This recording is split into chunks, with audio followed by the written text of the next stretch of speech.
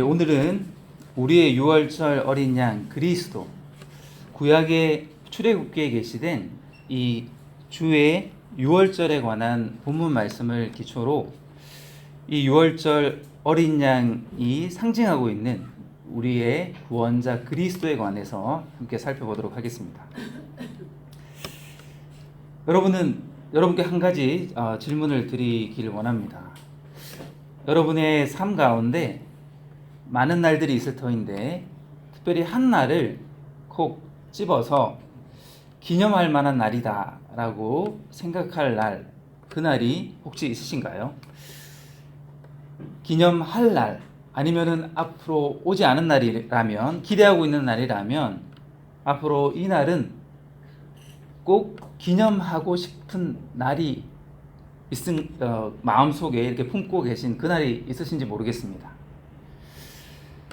이스라엘에게 이렇게 한 날, 정말 기념할 날, 마땅히 기념할 한 날이 있었는데 그것이 우리가 방금 본문 가운데 읽은 유월절입니다.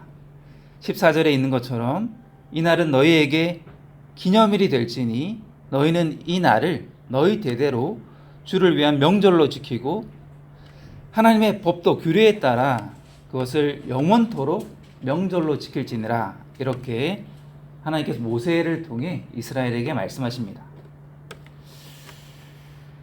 왜 이스라엘에게 이 날이 그렇게 중요한 날이 될 것인가, 이제 차차 살펴보기를 원하고요. 성경에는 특정한 날에 관한 그러한 말씀들이 있습니다.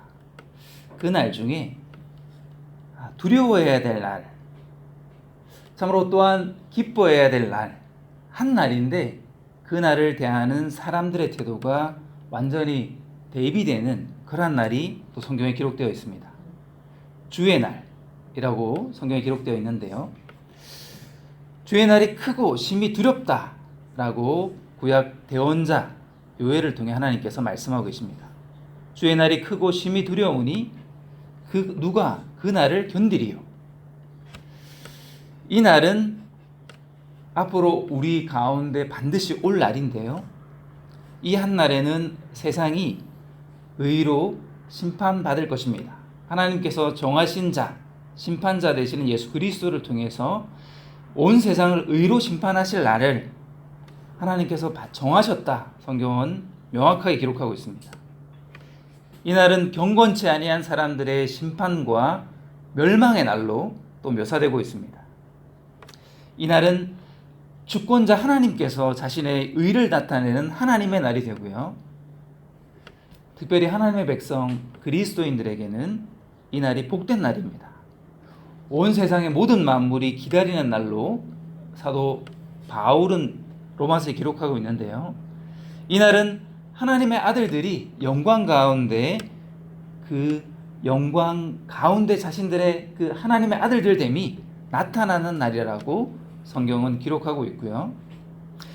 또한 이 날에 하나님의 자녀들은 이제 죄의 어떤 영향력이 전혀 없는 영광스러운 자유를 완전히 누리게 되는 그러한 복된 날로 기록하고 있습니다.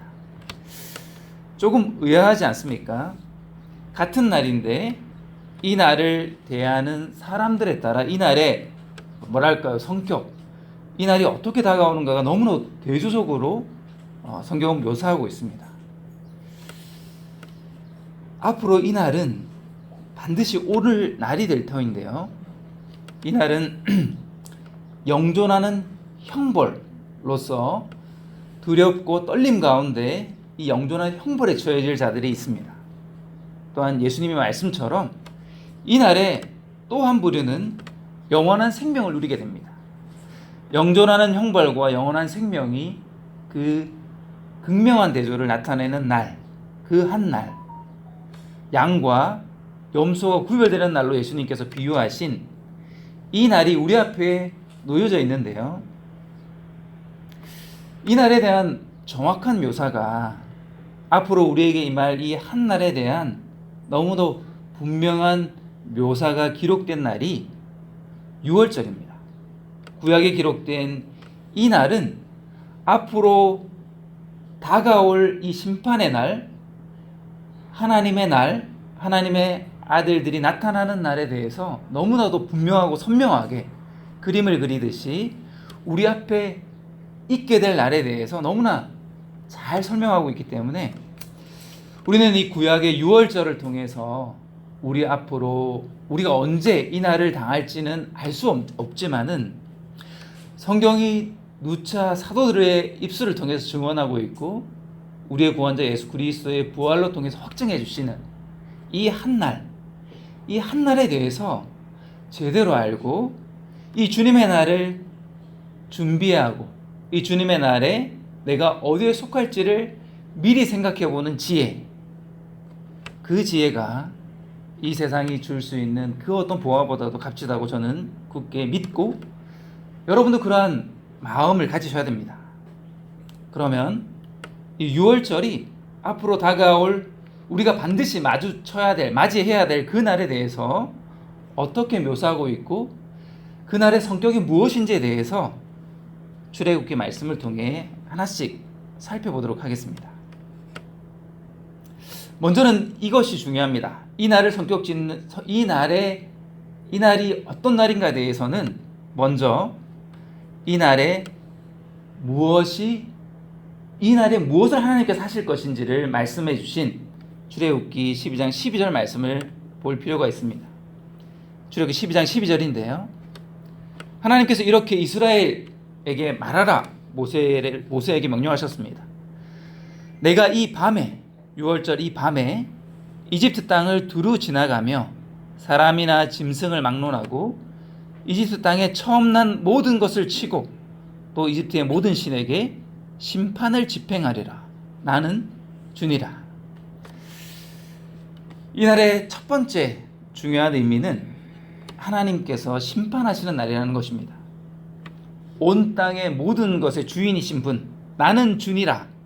하나님께서 이집트 땅을 친 이유는 주님께서 처음부터 계신 자, 스스로 계신 분, 이제와 어제와 오늘과 영원토록 내일 영원토록 함께 영원토록 있으신 분, 유일한 자존자이시자 유일한 권능자이시기 때문에 이집트에 있는 모든 악을, 이집트에 있는 모든 더러움을 제거하는 그 악과 죄에 대해서 심판을 집행하시는 그러한 날로 하나님께서는 모세에게 말씀하고 계십니다. 우리는 이 말씀을 통해 반드시 기억해야만 합니다. 6월절에 대해서 우리가 살펴보면서 우리가 첫째로 기억해야 될 것은 죄는 반드시 심판받는다는 하나님의 의의 선언을 우리가 기억해야 된다는 것입니다. 죄는 반드시 심판받는 날이 있습니다. 죄는 반드시 그 싹을 요구하게 됩니다. 우리가 왜 성경의 말씀에 주목해야 되고 성경이 말하고 있는 이 구원에 대해서 관심을 가져야 되는가? 그것은 우리 모두가 죄 가운데 있기 때문이라는 것을 우리는 누누이 말씀을 통해서 확인하게 됩니다. 우리가 살고 있는 이 세상은 아름다운 것도 많고 또 옳고 좋은 것도 보이는 그런 세상입니다. 그러나 하나님께서 온 세상을 보실 때 주목하시는 한 가지가 있는데요. 그것은 죄에 대한 것입니다. 사도 요한도 이런 하나님께서 세상을 보는 시선에 관해서 요한일서에서 5장 19절에서 온 세상에 여러 가지가 있지만 그 온 세상에 있는 것 중에서 온 세상이 하나님께 어떤 가치와 판단을 받는가에 대해서는 이렇게 분명히 기록하고 있지 않습니까? 온 세상은 사악함 가운데 있음을 아노라.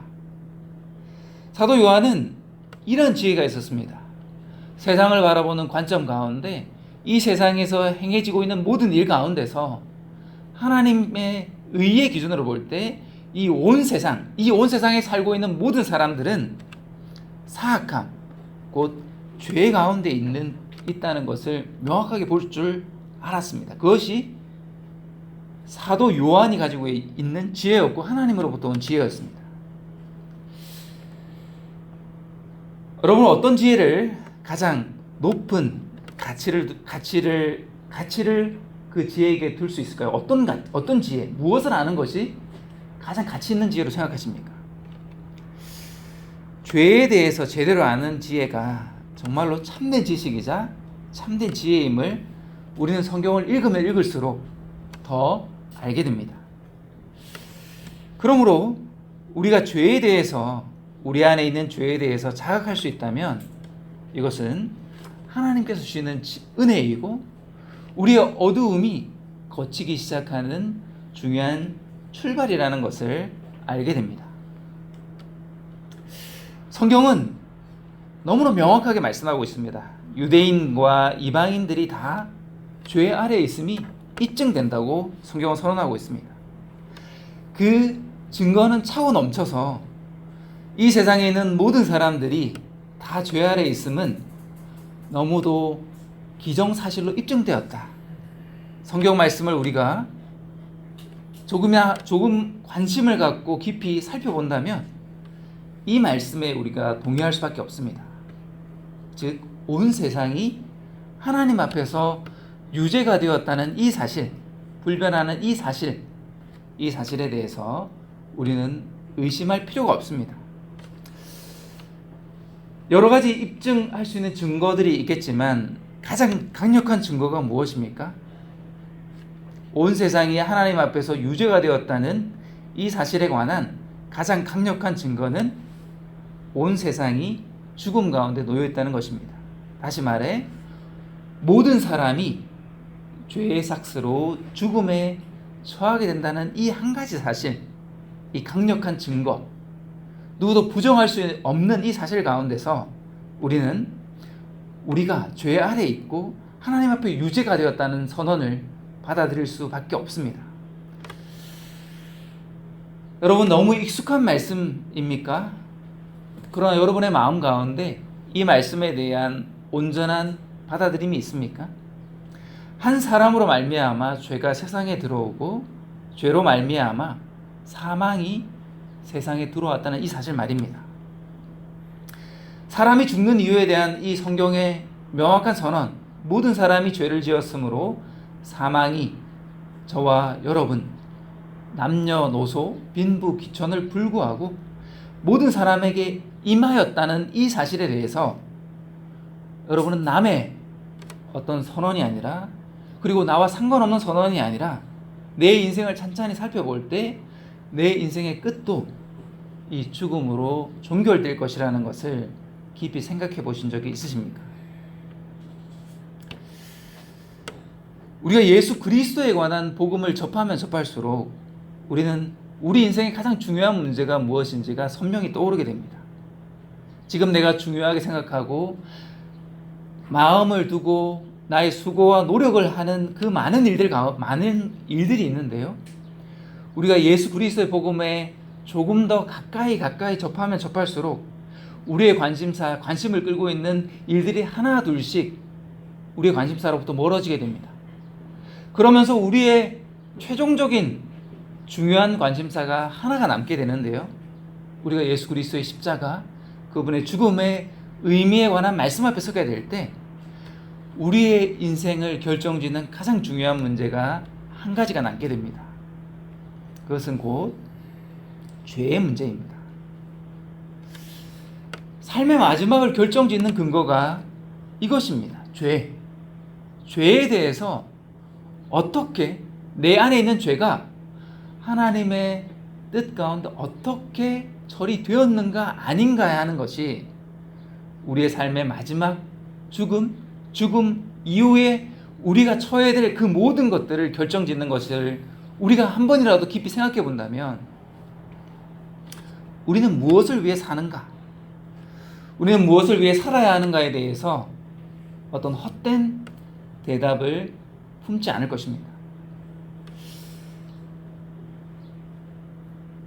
어찌 보면 자주 들었기 때문에 우리에게 익숙한 질문이 될지 모르겠습니다. 그러나 이날 2024년 6월 16일 이 한 날에 여러분 한번 생각해 보시길 바랍니다. 여러분은 무엇을 위해 살고 계십니까? 한 날을 여러분은 어떤 기대와 소망을 갖고 그 24시간이라는 시간을 보내고 계십니까? 가장 가까이 우리가 보냈던 어제의 하루를 여러분은 무엇을 위해 사셨습니까? 그 한 날이 여러분의 마지막을 결정짓는다고 할 때 여러분의 관심사, 주된 관심사, 여러분의 마음을 빼앗고 있는 그것은 하나님 앞에서 옳은 것이었습니까? 아니면 하나님께서 의미 없고 허무한 것이라고 선언한 그 여러 가지 것들 중에 하나였습니까? 우리는 죄의 문제에 대해서 깊이 생각할 때만이 인생의 실체에 대해서 바른 지혜를 갖게 됩니다. 여러분, 출애굽기를 모세가 기록한 것을 알고 계실 것입니다. 모세오경, 창세기부터 출애굽기, 레위기, 민수기, 신명기까지가 하나님의 사람 모세를 통해 하나님께서 이스라엘에게 주신 율법이라는 것을 여러분 아실 것입니다. 이 출애굽기 12장의 사건 한가운데 있었던 모세가 시편을 남겼는데요. 그 시편 한 편이 시편 90편 말씀입니다. 거기에 모세의 지혜가, 우리를 가르치는 모세의 지혜가 있는데요. 그것은 9절과 10절입니다.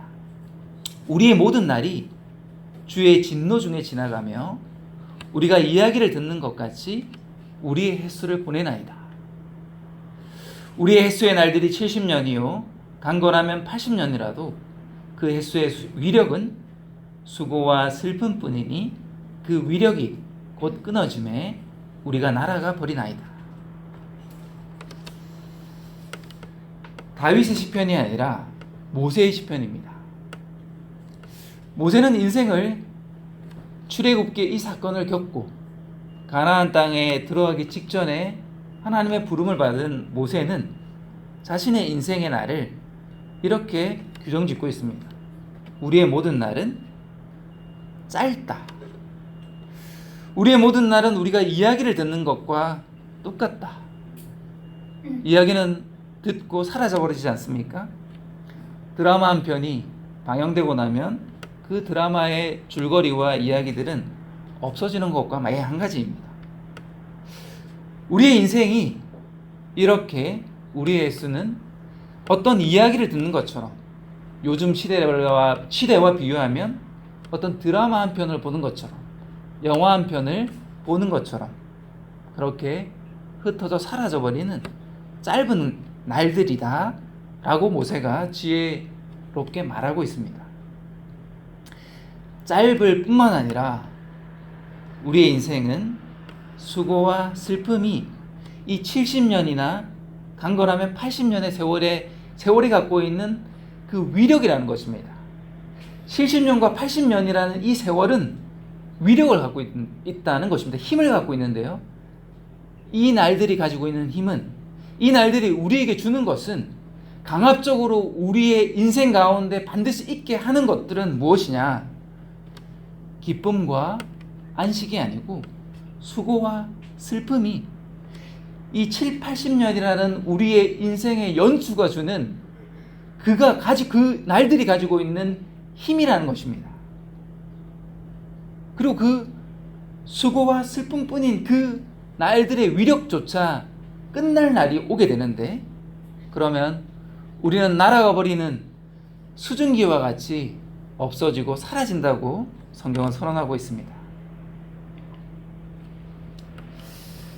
여러분, 이집트에서 살고 있던 이스라엘의 이 출애굽 12장에 있는 이 6월절 전에 이스라엘 민족의 삶이 어땠는지를 여러분 한번 살펴보시기 바랍니다.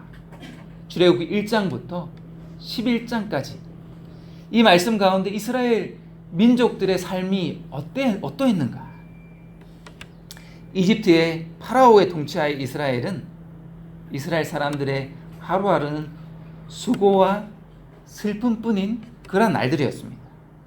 진정한 안식과 쉼이 없는 우리의 인생을 이집트 파라오의 통치하에 있는 이스라엘의 삶 가운데 우리의 인생을 거울로 비추어 보듯 볼 수 있는 것입니다. 그들은 벽돌 만드는 작업 가운데 그들을 감시하고 통치하고 매일매일 정해진 수의 벽돌을 만들어야만 됐습니다. 그 벽돌을 만드는 작업조차도 용이하지 않을 때가 있었습니다. 이집트 파라오의 왕이 어느 날 이 벽돌 만드는 데 필요한 짚을 주지 말라. 이 벽돌을 만드는 데 있어 필요한 재료를 이스라엘 사람들이 직접 구에다가 벽돌을 구워라. 이렇게 명령합니다. 그러나 매일매일 만들어야 될 벽돌의 수는 이전과 달라지면 절대로 되지 않는다. 그들의 인생은 점점 고단하고 수고와 슬픔이 점점 많아지는 그런 인생을 이 이스라엘 통치 가운데 살았습니다. 이것은 무엇을 상징하고 무엇을 명확히 보여줍니까? 우리가 지고 있는 우리 인생 가운데 있는 수고와 슬픔, 갈수록 무거워지고 우리의 어떤 신체적이고 육체적인 기력이 쇠하면서 갈수록 수고와 슬픔은 더 큰 무게로 우리에게 다가오지 않습니까? 그 모든 수고와 슬픔, 이 짐스러운 하루하루가 우리에게 있게 되는 이유가 무엇입니까? 그것은 파라오의 이 악한 통치를 받는 이스라엘처럼 우리 위에 왕노릇하고 있는 이 죄가 우리의 인생을 그렇게 점점 더 수고와 슬픔으로 안식이 없는 삶 가운데로 우리를 이끌고 있다는 것을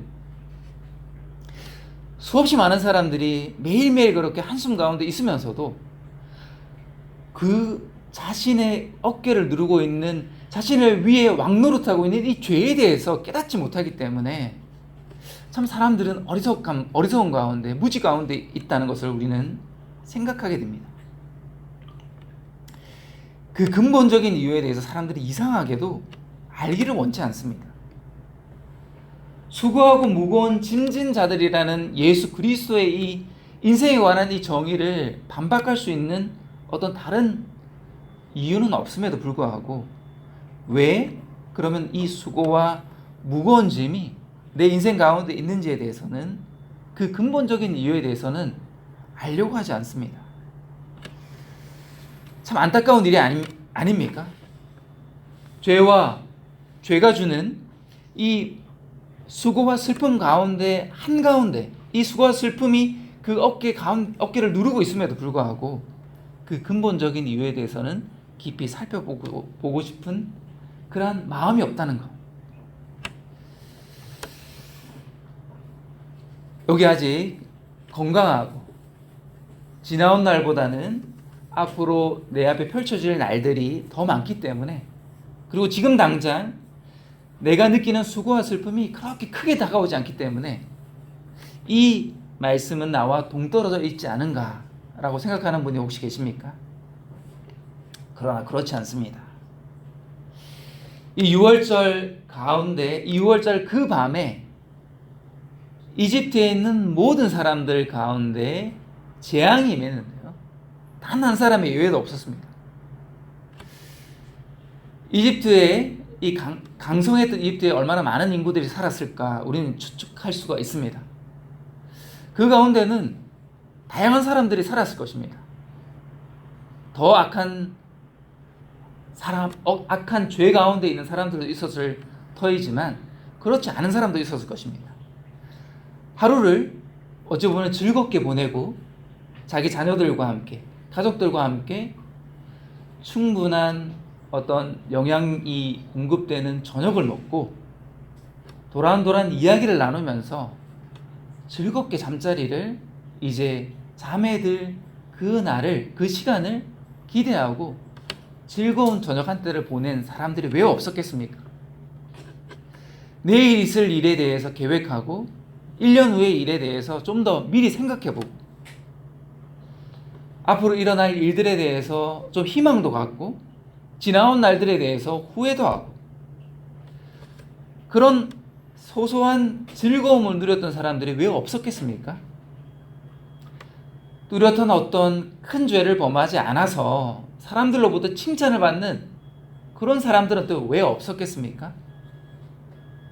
그러나 그 밤, 6월절 그 밤에 그러한 소소한 일상을 살았던 수많은 이집트인들에게 어떤 일이 임했습니까?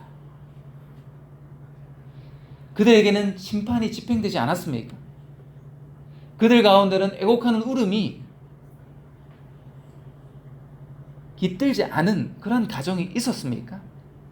우린 성경을 통해 모두가 어떤 모습과 어떤 모양과 어떤 마음과 어떤 판단을 갖고 있든지 간에 이집트에 있는 모든 사람들의 집에 그날 그 밤에 하나님께서 심판을 집행하셨다는 것을 우리는 이 출애굽기 말씀을 통해서 분명히 보아야 되고요. 우리가 살고 있는 이 시대에 대해서도 이 이집트에 임했던 이 6월절 밤의 그 사건을 통해서 우리 앞에 어떤 날이 임할 것인가를 한 번쯤은 생각해 보아야만 합니다. 여러분도 어떤 날, 앞으로 일어날 일들에 대해서 소망을 가지고 계신지 모르겠습니다. 학생들은 내가 성적이 오르는 그날, 내가 목적하고 계획했던 어떤 대학에 들어가고, 청년들은 취업을 하고, 또 결혼을 하고, 집을 사고, 가정을 꾸리고, 자녀를 낳고, 안정된 삶을 살고, 하루 직장에서 수고하고, 집에 돌아와서 단란한 식사 가운데 소소한 즐거움을 꿈꾸고 계획하는 사람들이 여러분 가운데도 있을 것입니다. 지금도 그러한 어떤 평온한 삶, 어떤 즐거운 하루하루를 생각하고 준비하고 계신 분들이 분명히 여기에 있으실 것입니다.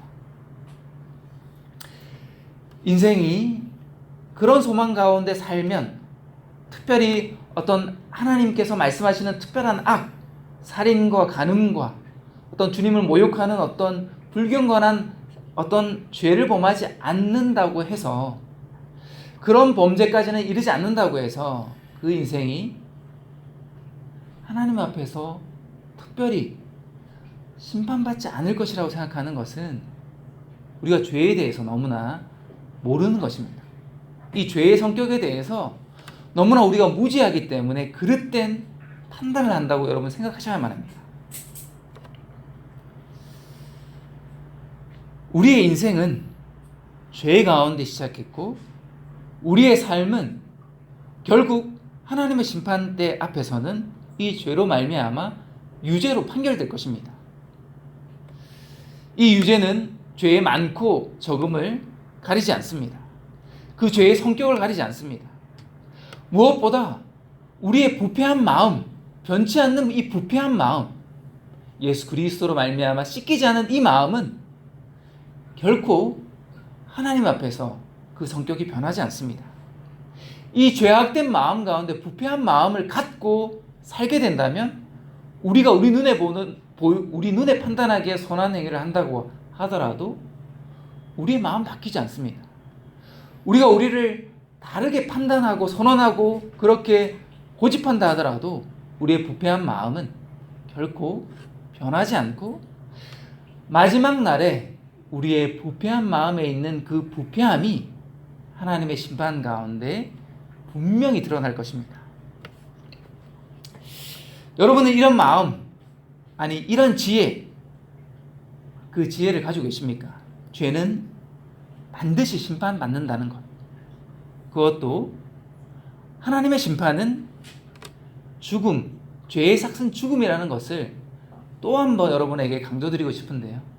여기 있는 어린아이들부터 시작해서 이 지혜에 대해서 결코 소홀히 여기지 마십시오. 가볍게 여기는 어리석은 가운데 우리는 있어서는 안 됩니다. 그럼 이제 다음으로 6월절 어린 양이신 그리스도, 예수 그리스도의 복됨에 대해서 살펴보고 싶습니다. 이 6월절 밤에 이 슬픔과 죽음으로 인한 애통의 울음소리가 들리지 않은 집들이 있었는데요. 그것은 하나님의 백성 이스라엘만 그랬습니다. 우리는 이것을 통해서 죄와 심판에 대한 유일한 안전한 피난처가 예수 그리스도이심을 이 말씀을 통해서 분명히 붙들어야만 합니다. 여러분, 왜 6월절, 이 12장, 출애굽기 12장에 기록된 이 날이 6월절인지 여러분 아실 것입니다. 13절에 이 날이 6월절로 불리는 그 이유가 있습니다. 내가, 하나님의 말씀입니다. 내가 그 피를 볼 때 너희를 넘어가리니. 이집트의 모든 사람들을 심판하는 이 심판의 날에 하나님께서 명령해 주신 그 어린 양의 피가 그 문의 좌우 기둥과 위의 기둥에 있는 것을 볼 때에 그 집을 넘어갈 것이다. 그 집을 심판하지 않을 것이다. 넘을 유, 넘을 월, 하나님의 심판이 넘어갔다라는, 이스라엘에게는 그 심판이 임하지 않았다는 이 날을 기념하기 위해서 이 날이 이스라엘에게 주님의 유월절로 불렸다는 것을 여러분 아실 것입니다.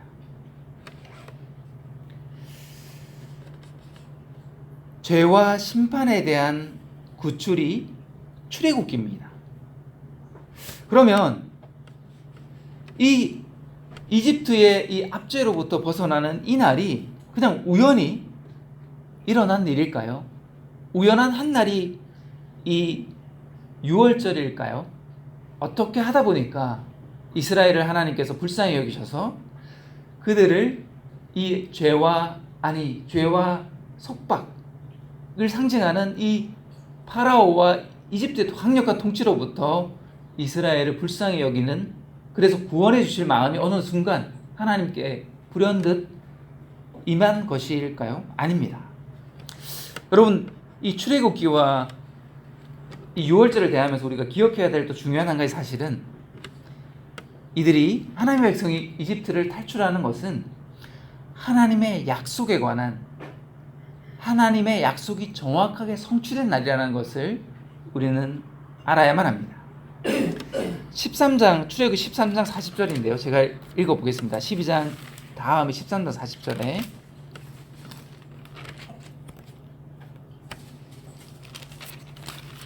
12장 40절입니다. 죄송합니다. 이제 이집트에 거하던 이스라엘 자손의 머무는 기간은 430년이었더라. 430년이 끝나는 때 바로 그날에 주의 모든 군대가 이집트에서 땅에서 나왔은즉 그것은 그들을 이집트 땅에서 데리고 나오신 것으로 인하여 주를 위해 많이 지킬 밤이니라. 이 밤은 이스라엘의 모든 자손이 그들의 대대로 지킬 주의 그 밤이니라. 이렇게 기록되어 있는데요. 430년이라는 기간이 나옵니다. 신약 말씀 가운데 여러분 430년에 관한 기록을 읽어보신 기억이 나십니까? 갈라디아서 3장 17절입니다. 내가 이것을 말하노니 하나님께서 그리스도 안에서 미리 확정하신 그 언약을 430년 뒤에 생긴 율법이 취소하지 못하며 또 그 약속을 무효로 만들지 못하리라. 여러분 읽으신 기억이 납니까? 갈라디아서 3장 17절에 430년이 나옵니다. 우리가 방금 본 출애굽기에 있는 이 430년과 갈라디아에서 3장 17절에 있는 430년이 동일한 연수입니다. 이 430년은 어떤 의미가 있을까요? 왜 이집트에 이스라엘 백성이 430년간 그 노예로서 그 압제 가운데 있게 된 것일까요? 우리는 그것을 창세기 15장에서 알 수가 있습니다. 여러분, 믿음의 조상 아브라함, 이스라엘의 조상 아브라함에 관한 말씀을 아실 것입니다. 창세기 12장에서 11장 12장에서 하나님께서 아브라함을 갈대아 우르라는 땅에서 데리고 나와서 가나안 땅에 들어오게 하셨습니다. 하나님께서는 아브라함에게 약속하셨습니다. 하나님의 은혜의 약속. 나는 이 땅을 내게 주어 상속하게 하려고 너를 갈대아 사람들의 우르에서 데리고 나온 중이라. 창세기 15장 7절인데요. 하나님께서 아브라함에게 그 땅을 상속으로 주겠다는 약속을 하셨습니다. 그리고 같은 15장 18절에 보면 하나님께서 그 밤에 아브라함과 언약을 맺으셨습니다. 하나님의 약속을 확증해 주셨습니다. 언약으로 확증해 주셨습니다. 그러면서 하나님께서 그 13절에서 이렇게 말씀하십니다. 하나님께서 아브라함에게 하시는 말씀입니다. 너는 확실히 알라. 즉 내 씨가 자기들의 소유가 아닌 땅에서 나그네가 되어 그들을 섬기겠고 그들이 400년 동안 그들을 괴롭히리라. 곧 하나님께서는 아브라함을 부르시고 아브라함을 통해서 약속, 하나님께서 아브라함에게 주시겠다는 그 땅에 관한 약속, 내 씨에게 이 땅을 주겠다. 그래서 약속의 아들 이삭을 통해서 하나님의 백성 아브라함 씨가 무별과 같이 많아졌습니다. 야곱을 통해 12 아들들을 통해 그리고 요셉이 이집트에 팔려가는 그 사건을 통해 그 모두가 70명이 이스라엘 야곱에 속한 모든 가족들이 이집트로 내려가게 됩니다. 이집트에서 번성하게 되고 하나님의 그 아브라함에게 하신 약속대로 무별과 같이 바닷가의 모래와 같이 이스라엘 민족들이 그렇게 흥왕해집니다. 400년 동안 그러나 그들이 괴롭힘을 당할 것이라고 하나님께서 아브라함에게 미리 약속하셨습니다. 이것은 하나님의 계획입니다. 하나님의 약속의 성취를 위한 주권자 하나님의 계획입니다. 우리는 이 하나님의 약속을 성취하시는 6월절 이 사건을 통해 출애굽하게 하는 이 사건을 통해서 하나님께서 자신의 약속을 지키시고 성취하시는 하나님의 놀라운 계획과 강력한 하나님의 권능과 능력을 보게 됩니다. 출애굽하는 이 날 전에 모든 처음 난 자들이 죽는 이 죽음의 밤 전에 하나님께서 수없이 많은 그러한 기적, 심판의 놀라움을 보여주십니다. 여러분 읽어보셨지 않습니까? 10가지 재앙. 흥미롭게 읽어보신 기억이 있으실 것입니다. 마지막에는 죽음을 통해 이집트를 심판하고 파라오를 심판함을 통해서 하나님께서 자신의 백성 이스라엘을 가나안 땅으로 들어가게 하셔서 아브라함에게 하신 그 약속을 성취하시겠다는 하나님의 그 약속, 은혜의 약속을 성취하시는 이 하나님의 강력한 권능이 이 10가지 재앙과 이 6월절 밤에 모든 처음 난 것들이 죽는 이 사건을 통해서 나타나게 된 것입니다. 왜 세상에 죄가 있게 된 것일까요? 왜 아담의 범죄로 세상이 죄 가운데 있게 된 것인가? 처음 복음을 접하는 수많은 사람들이 질문하는 것이 이것이 아닙니까? 왜 그러셨는가 하나님께서? 왜 하나님께서 아담이 범죄하게 그렇게 내버려 두셨는가? 왜 아담의 범죄로 사망이 세상에 오고 그 사망으로 말미암아 모든 사람이 죽게 되었는가? 왜 지금으로부터 2000년 전에 그리스도께서 이스라엘 민족들 가운데 육신을 입고 오셨는가? 왜 십자가에 죽으셨는가?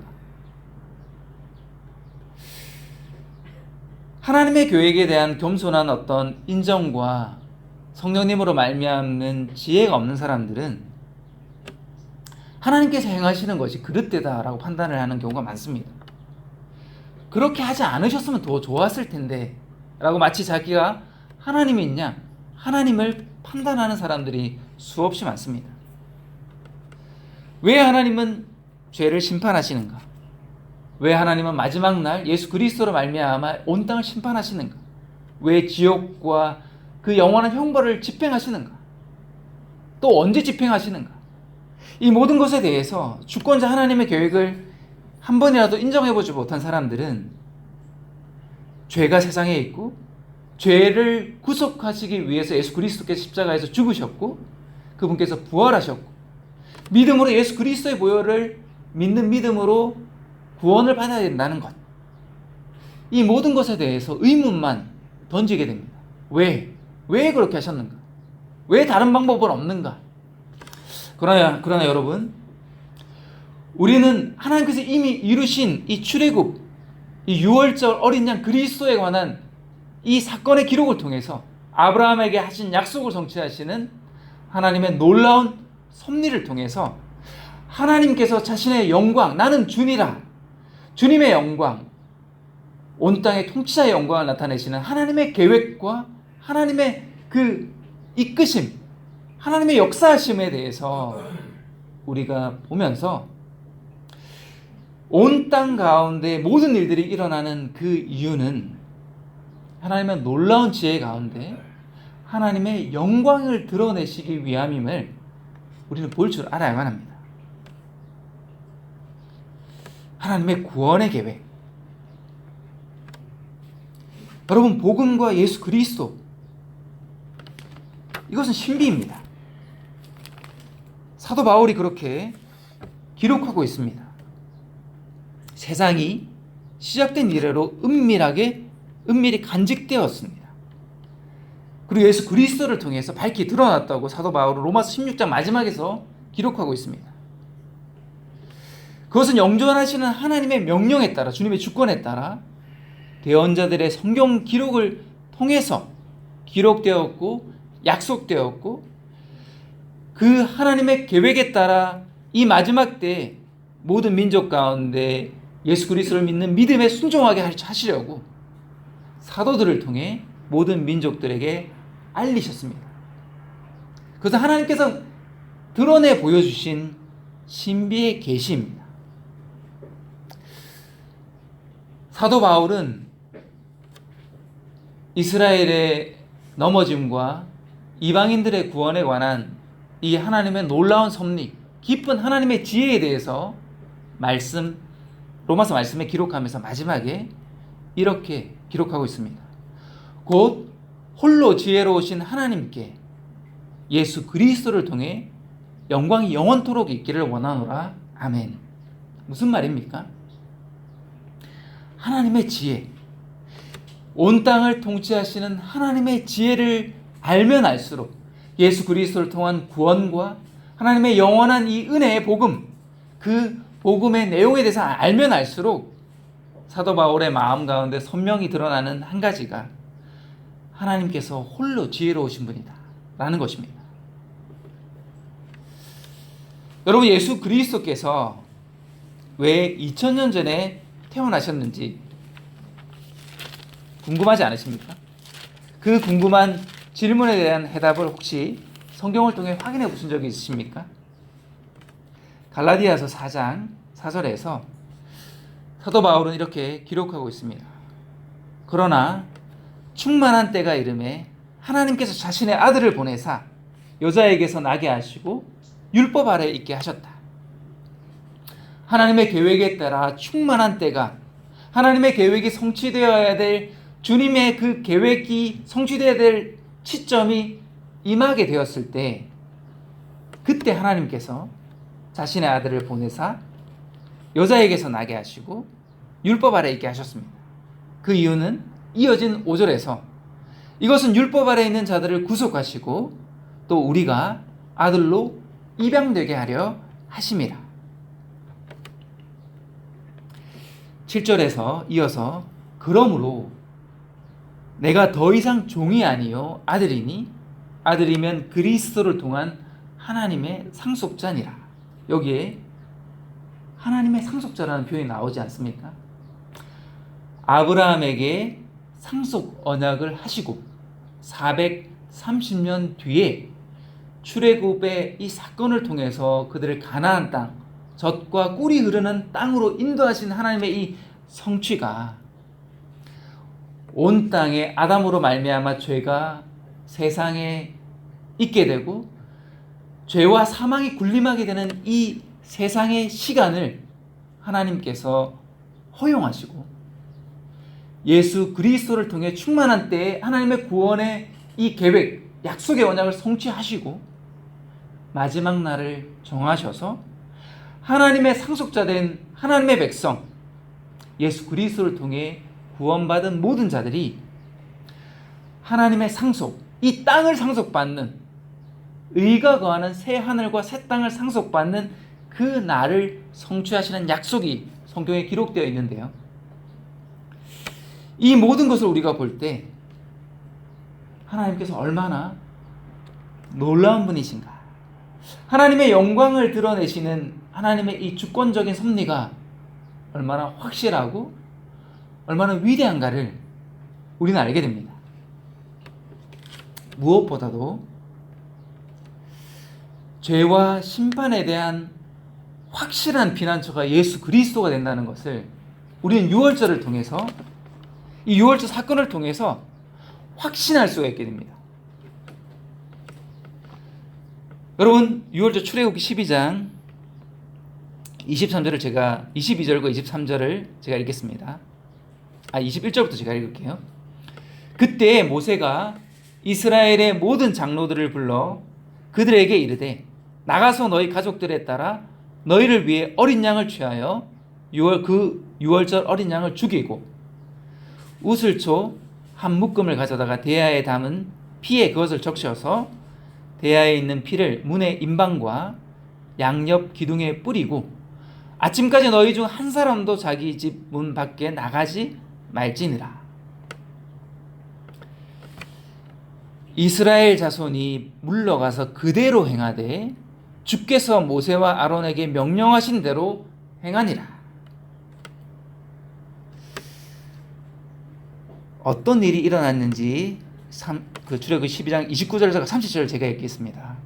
한밤중에 주께서 이집트 땅에 처음 난 모든 것, 즉 왕좌에 앉은 파라오의 처음 난 자로부터 감옥에 갇힌 자의 처음 난 자까지 치시고 또 가축의 처음 난 모든 것을 치심에 그 밤에 파라오와 그의 모든 신하들과 모든 이집트 사람들이 일어나고 이집트에 큰 부르짖음이 있었으니 이는 그곳에서 사람이 죽지 않은 집이 하나도 없었기 때문이더라.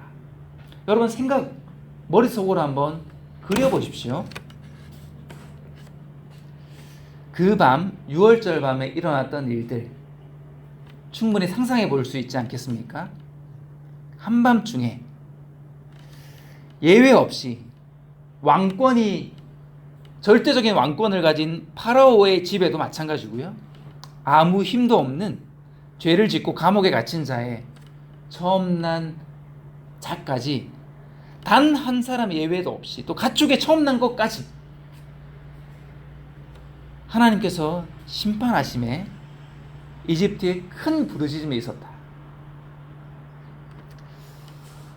우린 미리 우리 앞에 놓여진 이 심판의 날에 대한 상세한 묘사를 이 출애굽기 말씀을 통해 미리 볼 수 있게 됩니다. 모든 집에 울음이, 큰 부르짖음이 있었습니다. 그 집의 핵심, 처음 난 자, 장자가 다 죽었기 때문입니다. 그 집을 지탱하는 기초와 주춧돌이 사라져버렸기 때문입니다. 의지할 수 있는 모든 것들이 사라져버렸기 때문에 죽음이 그 집에 임했기 때문에 이집트의 모든 사람들이 울부짖었습니다. 그러나 이스라엘 자손은 달랐습니다. 그 달라진 이유가 무엇일까요? 그들 가운데 죽음이 임하지 않은 이유는 딱 한 가지입니다. 주님께서 모세에게 명령하신 그대로 그들이 행했기 때문입니다. 곧 어린 양의 피를 그 집 양 기둥과 문설주에 발랐기 때문입니다. 다른 것은 없습니다. 다른 것은 전혀 없습니다. 오직 유월절 어린 양의 피가 그들을 파멸시키는 자로부터 구원해 주었습니다. 이것을 통해서 우리는 무엇을 기억해야 할까요, 여러분? 구원은 하나님의 방식대로 이루어진다는 것이 첫 번째입니다. 우리가 첫 번째로 기억해야 될 것이 이것입니다. 하나님께서 보내신 구원자, 온 세상의 구원자는 유일한 분 딱 한 분입니다. 예수 그리스도. 다른 이름으로는 이 세상의 죄로부터 구원할 수 있는 구원자를 주신 적이 없습니다. 하나님과 사람 사이의 유일한 중재자, 오직 사람이신 그리스도 예수님밖에 없습니다. 그 예수 그리스도 외에 구원이 임할 수 없습니다. 그 예수 그리스도의 보혈의 능력 외에 사람들을 죄와 사망으로부터 구원할 것이 없습니다. 여러분, 이 6월절 어린 양의 피에 무엇을 섞은 사람이 있습니까? 내 생각에는 이 피로 부족할 것 같다. 다른 무엇을 섞어보자. 그런 사람은 반드시 죽었을 것입니다. 아니야, 이 피로는 부족해. 이 피로 구원해 줄 수 없어. 바위와 동굴 가운데 숨으면, 단단한 성에 있으면 오히려 그것이 더 나을 것이야. 그렇게 생각하고 그 집을 나와 거기로 피신했다고 한번 상상해 보십시오. 그 사람이 살 수 있었을까요? 이집트의 그 강력한 왕권이 있는 왕궁에 있는 파라오도 그 죽음을 피할 수가 없었습니다. 무엇이 이 죽음으로부터 피할 수 있게 하는 유일한 근거가 되었습니까? 그래서 하나님께서 말씀해 주신 점 없는 흠 없는 어린 양의 피, 그 어린 양의 피의 능력입니다. 이것은 하나님께서 그렇게 구원의 방법을 정해 주셨기 때문입니다. 우리가 아직 힘이 없을 때 우리의 구원자가 정하신 때가 되어서 경건치 아니한 자들 곧 우리를 위해 죽으셨습니다. 오직 이분이 죽으셨기 때문에 그분의 피로 말미암아, 오직 그분의 피로 말미암아서만이 우리가 의롭게 되었습니다. 그래서 사도 바울은 우리에게 이렇게 선언하고 있습니다. 우리가 그분의 피로 말미암아 의롭게 되었은즉 더욱더 그분을 통해 진노로부터 구원을 받을 것입니다. 그 정확한 샘플이 이 사도 바울의 이 복음의 선언에 관한 정확한 그림이 6월절 그 밤입니다. 그대로 행하되, 이스라엘 자손이 물러가서 그대로 행하되, 그 사망의 밤, 죽음의 밤이, 죽음의 그늘이 이스라엘 위에 임하지 않았습니다. 우리에게도 마찬가지입니다. 그분의 피, 대속의 피, 속죄의 피, 6월절 피가 상징하고 있는 실제 예수 그리스도께서 십자가 위에서 흘리신 그분의 보혈, 그분의 피가 우리의 죄를 제거합니다. 자기 피, 예수 그리스도의 피를 힘입어 예수님께서 단 한 번 거룩한 곳에 들어가사 우리를 위하여 영원한 구속을 얻으셨느니라. 여러분, 우리가 예수 그리스도의 피를 온 마음을 다해 의지하고 잠잠히 안식할 수 있는 이유가 무엇입니까? 하나님께서 6월절 가운데 그 모습을 그대로 보여주셨기 때문입니다. 상상입니다. 이 6월절 그 밤에 어느 집 안에 이런 일이 있을 수도 있지 않았을까요? 그 집에 만약 가족이 4명이라고 합시다. 부부와 아들, 딸 4명이라고 하고, 그 4명이 어린 양을 잡아서 그 수요대로 어린 양을 먹고, 그리고 피를 그 자기의 집에 발랐다고 한번 상상해 보십시오. 그 집안에 속한 4명 중에 아들은 불안에 떱니다. 그리고 아버지에게 물어봅니다. 정말 이 피가 구원해 줄 수 있을까요? 정말 이 피를 바르면 이 밤에 우리 집에 사망이 임하지 않을까요? 그 장자가 들었습니다. 하나님의 이 심판에 관해서 들었다고 가정을 해보십시오. 자신이 장자입니다. 모든 장자가 죽는 그 밤에 정말로 나는 죽지 않을 수 있을까? 두려워 떨고 운다고 한번 생각해 보십시오. 그러나 어땠습니까? 그 밤이 지났습니다. 그 아이는 놀랍니다. 자신이 죽지 않고 살아있다는 사실에 기뻐합니다. 그리고 문 앞으로 나와 양 기둥과 문설주에 발린 피를 봅니다. 그의 마음에 무엇이 생각됐을까요? 그 피의 능력, 그 피의 확실함, 하나님의 말씀의 정확함, 진실성, 하나님의 능력에 대해서 그 아이가 감격하지 않았을까요? 우리에게도 마찬가지 아닙니까? 예수 그리스도의 십자가가 여러분 무엇을 말씀하고 있습니까? 그 피의 능력에 관해서 하나님께서 사도들을 통해 예수 그리스도의 입술을 통해 우리에게 무엇을 말씀하십니까? 예수 그리스도의 보혈로 말미암아 우리가 깨끗게 되었다. 우리를 위하여 영원한 구속을 예수 그리스도께서 얻으셨다. 하물며 영원하신 성령을 통해 자신을 점없이 하나님께 드린 그리스도의 피는 죽은 행위로부터 너희 양심을 얼마나 더 많이 깨끗하게 하여 살아계신 하나님을 섬기게 하겠느냐. 예수님의 피의 이 충분성, 죄인을 구원하는 이 예수 그리스도의 보혈의 완전 무결성, 그 능력, 그 영원함, 여러분 이 말씀에 대해서 반박할 수 있는 증거가 무엇입니까?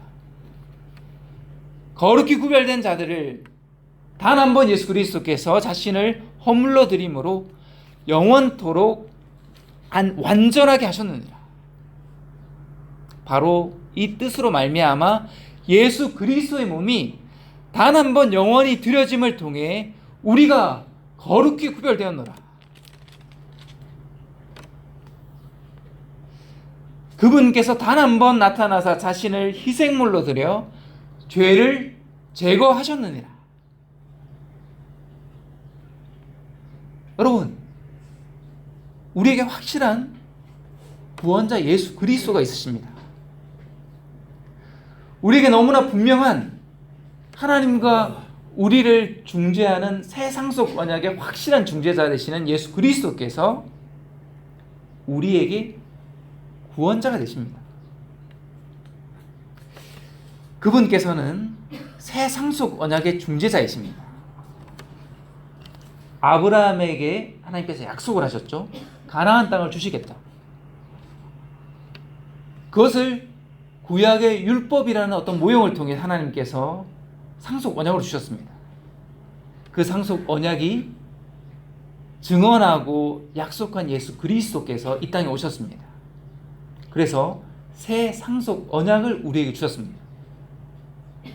우리가 영원히 구원받아 의가 거하는 새 하늘과 새 땅을 상속받을 것이라는 것을 예수 그리스도를 통해서 확증해 주셨습니다.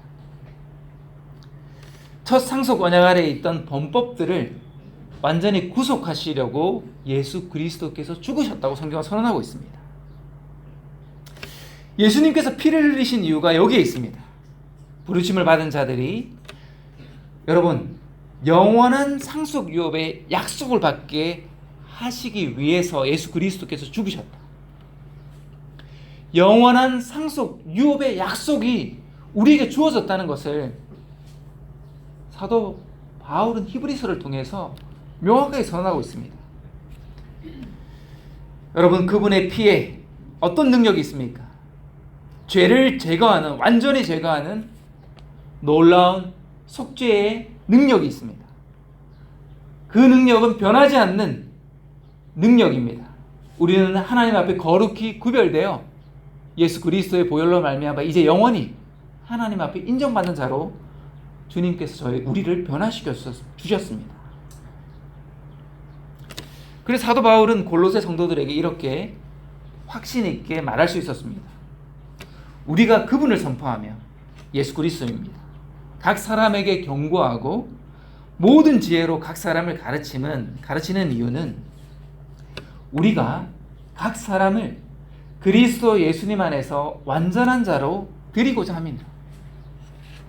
사도 바울은 예수 그리스도를 믿는 믿음의 선포를 통해 그 복음을 마음으로 받아들이는 모든 자가 하나님의 그 놀라운 섭리 가운데 예수 그리스도의 보혈을 말미암아 완전한 자가 된다는 것을 알았기 때문에 그분을 선포하는데 하나님께서 주시는 모든 지혜를 동원했습니다.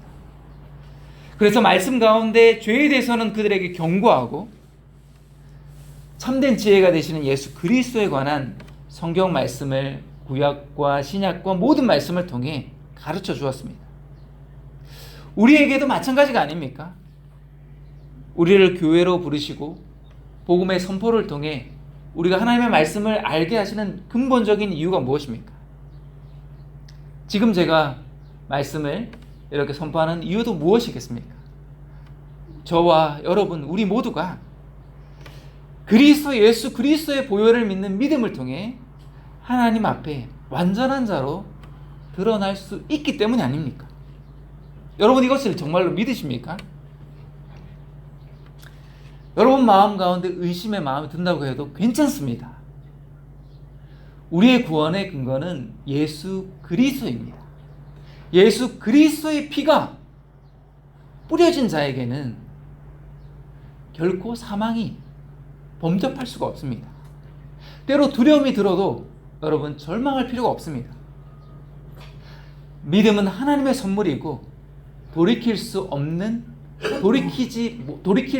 하나님의 영원한 약속이기 때문에 이 믿음을 소유하게 된 자는 결코 하나님께서 이 완전한 구원으로부터 떨어져 나가게 하시지 않습니다. 그러므로 우리는 예수 그리스도의 보혈을 확실히 믿어야만 합니다. 그 안에 피가 발라진 그 집 안에 있던 모든 사람은 안전했습니다. 이유 여하를 막론하고 그들의 어떠함과 상관없이 오직 그리스도를 상징하는 그 어린 양의 피를 보고 하나님의 심판이 넘어갔습니다. 우리에게도 심판의 날이 있는데요. 우리 양심에 뿌려진 예수 그리스도의 보혈이 그날에 우리 위에 심판이 넘어가게 할 것입니다. 우리의 어떠함과 상관없이 우리의 믿음이 산을 옮길 만한 믿음이든지 아니든지 간에 예수 그리스도께서 이루신 그 구속으로 말미암아 우리가 구원을 얻을 것입니다. 오직 그분의 능력이 우리의 모든 것에 불과하고 우리를 영원토록 완전하게 안전하게 하실 것입니다. 여러분 이 안전한 피난처 가운데 들어와 계십니까? 여러분 이 피난처에 대해서 한번 깊이 생각해 보신 적이 있습니까? 모든 사람이 죄를 지어 사망이 모든 사람 위에 군림합니다. 예수 그리스도를 믿는 우리에게도 마찬가지고요. 여기 아직 그 보혈로 죄가 씻기지 않은 사람 위에도 여러분의 눈에 보이지는 않지만 사망이 그 통치권을 여러분 위에, 통치의 손을 여러분 위에 얹고 있습니다.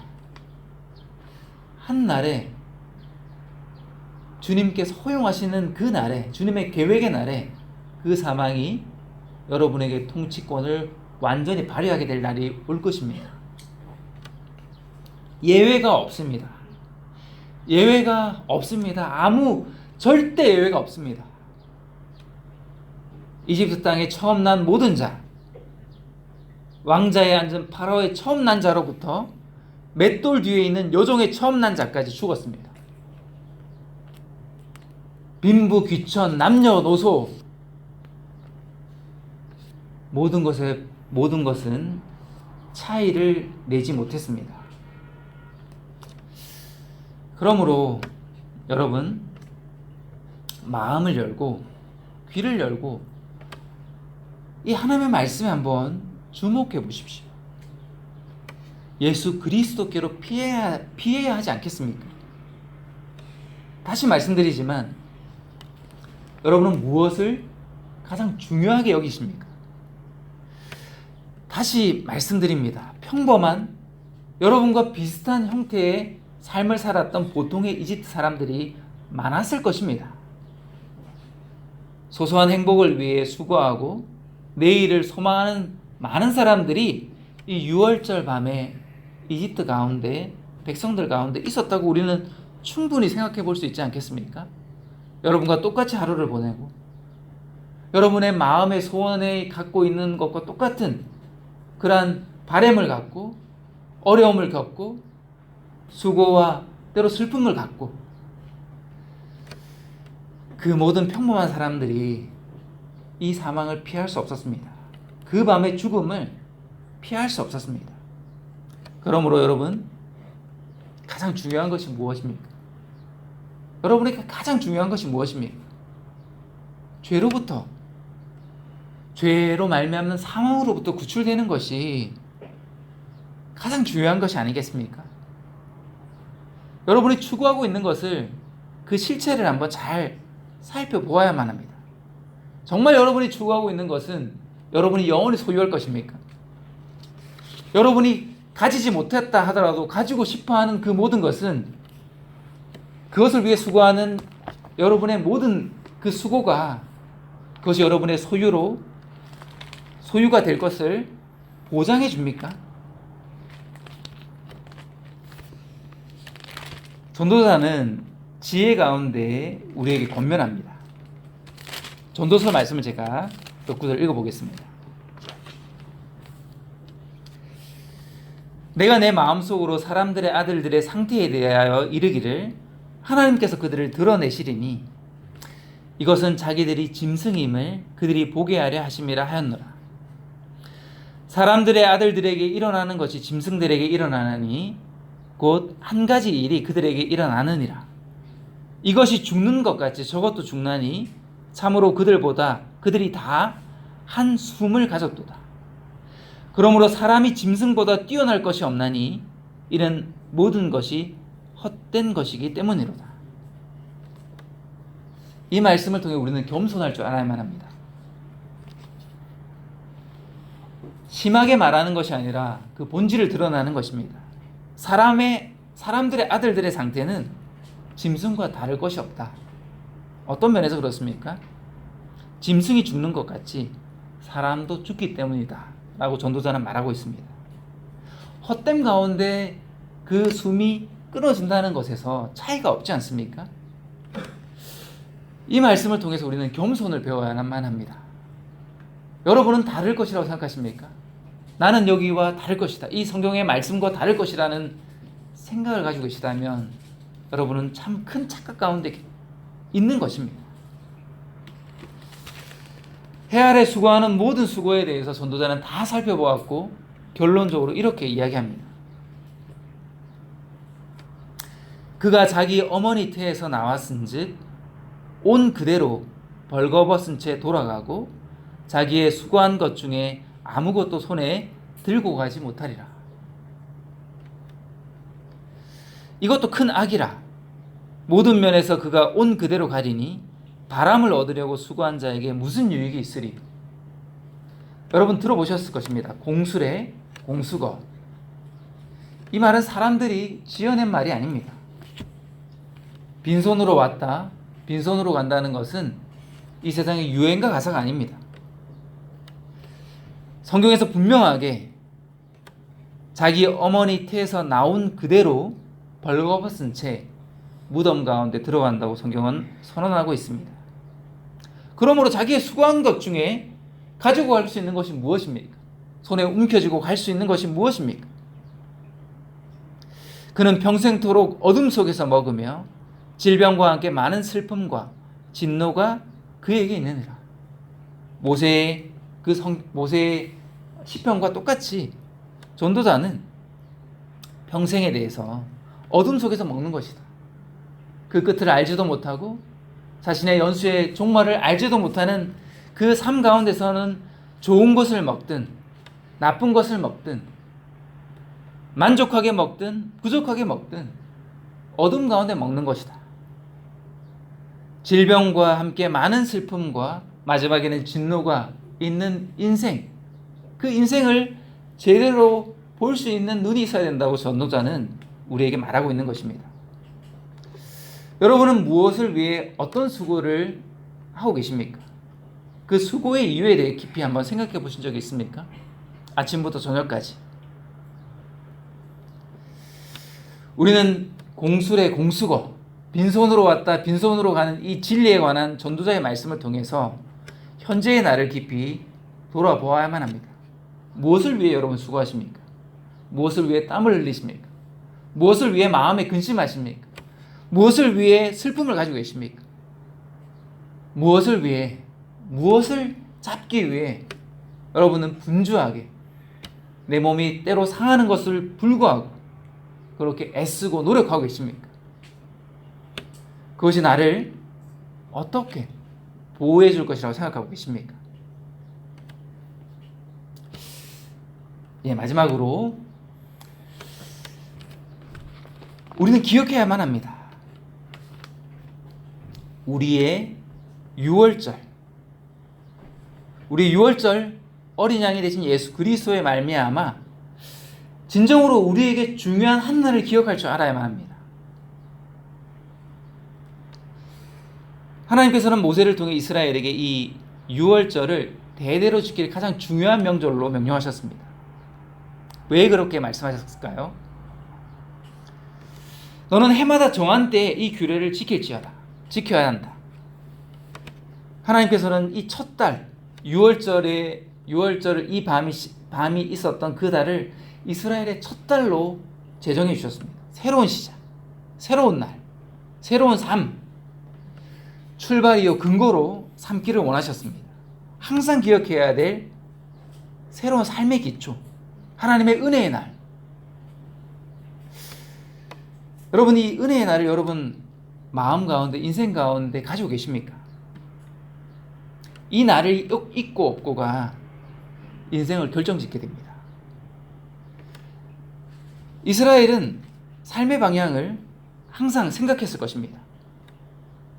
해마다 첫 달의 이 명절, 주의 유월절에 양을 잡으면서 출애굽기를 읽으면서 들으면서 그들은 생각했을 것입니다.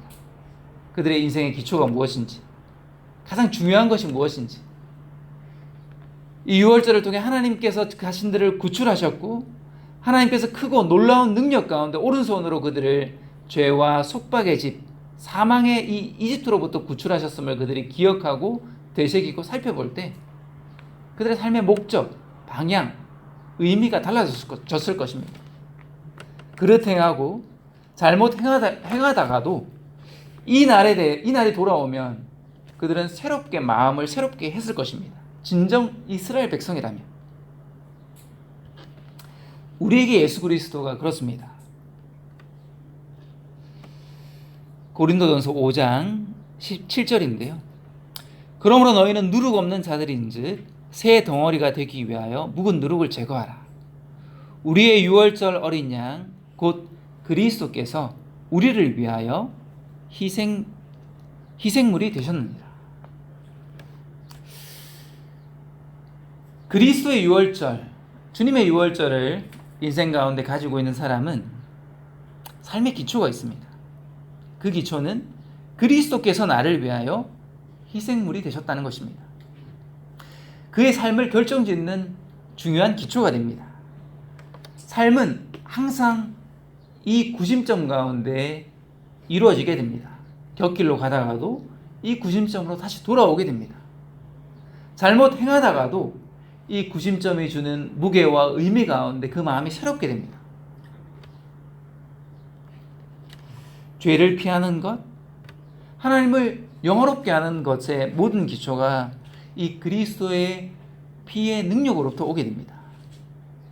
자신의 인생을 가장 크게 결정짓는 그 원리를 이렇게 고백할 수 있을 것입니다. 너희는 너희 자신의 것이 아니니 주께서 값을 치르고 너희를 사셨느니라. 그런즉 하나님의 것인 너희 몸과 너희 영으로 하나님께 영광을 돌리라. 주의 유월절을 인생 가운데 품고 있는 자는 하나님의 영광을 위해 사는 삶이 무거운 짐이 될 수가 없습니다. 그것은 모든 것을 다해도 갚을 수 없는 하나님의 놀라운 은혜를 그가 알기 때문입니다. 주 하나님께서 예수 그리스도의 죽음과 피 흘림을 통해서 값을 치르고 자신을 사셨다는 것을 주님의 유월절 된 어린 양, 유월절 어린 양이신 예수 그리스도를 기억할 때마다 그의 마음 가운데 그 은혜가 주는 능력이 있기 때문에 그는 그 은혜로 기쁘게 하나님께 영광을 돌릴 수가 있게 됩니다. 여러분의 인생 가운데 이 날이 있습니까? 이 기념할 만한 날, 영원히 기념될 날, 영원히 복된 날, 예수 그리스도의 보혈로 말미암아 사망으로부터 생명으로 옮겨진 날, 그분의 은혜로 말미암아 죄가 용서되고 하나님의 은혜로 들어오게 된 날, 여러분의 유월절이 있습니까? 여러분 기억해야만 합니다. 주 예수 그리스도께서 다시 오십니다. 신약 성경의 핵심 주제가 이것입니다. 주님께서 다시 오실 때 이 이집트 유월절 날과 동일한 사건이 이 온 세상 가운데 일어날 것입니다. 아무것도 일어날 것 같지 않은 오늘 이후에 이스라엘 민족들은 구원받고 이집트 모든 사람들은 크게 애국하는 날이 임한 것처럼 이 세상에 그 날이 임하게 될 것입니다. 그날에 온 세상에 주 예수 그리스도를 붙들지 않은 모든 사람은 크게 애곡할 것입니다.